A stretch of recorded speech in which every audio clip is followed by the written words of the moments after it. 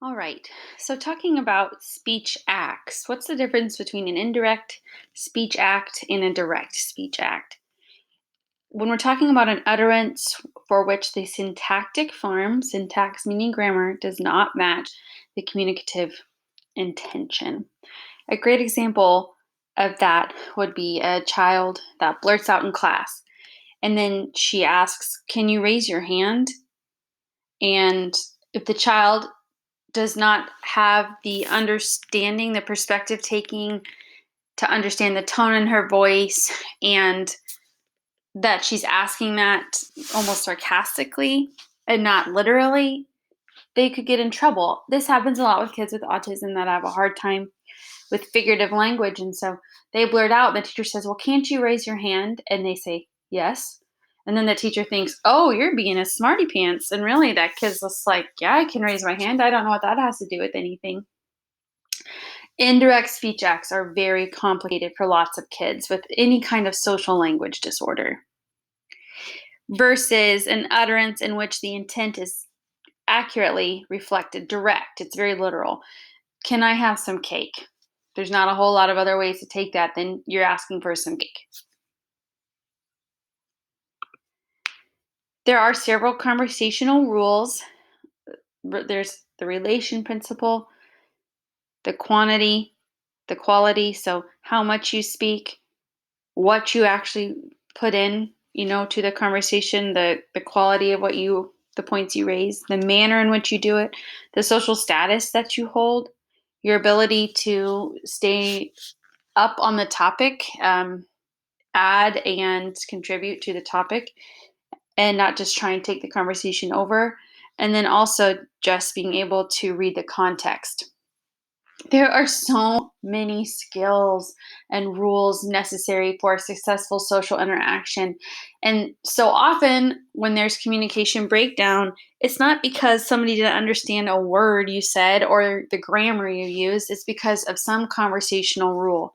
Maybe the context is a big one. I think of how much sometimes if you're going to have a really important conversation, you want to make sure you do it in person because you don't want anything to get misunderstood via email or text. And so there's just a lot of rules and a lot of room for error. And again, if you are neurotypical of average intelligence and ability, then these things just kind of flow. But imagine if you struggled with all those different components of having a conversation. It would be a lot to overcome. And so, to prove that point again about speech acts, if someone was seated at the dinner table and said, "Can you pass the salt?" It'd be pretty easy to understand what they're needing based on the sentence and the setting. "Can you raise your hand?" That's uttered by a doctor examining a patient following an injury. He wants them to literally raise their hand, but they can know that from context. Versus that example again of, "Can you raise your hand?" That's uttered by that teacher who is upset with the student who is acting out. That's very indirect. Again, though, if you don't consider a lot of things, it could be easy to misinterpret or just take everything literally. What would happen if a child responded to the last utterance yes? He just told his teacher yes. And again, understanding why it's so different from the doctor to the teacher. But it's very easy for kiddos to get, I shouldn't just say kids because it could be any individual, but confused about the intent of the speaker if they're using indirect speech.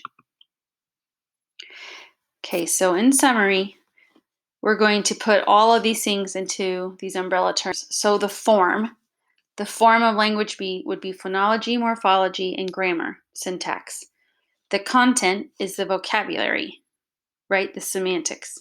But the use of it, pragmatic, social language, that is a huge, huge, huge piece to this puzzle because you can have form and content, but if you can't use it, what good's it going to do you?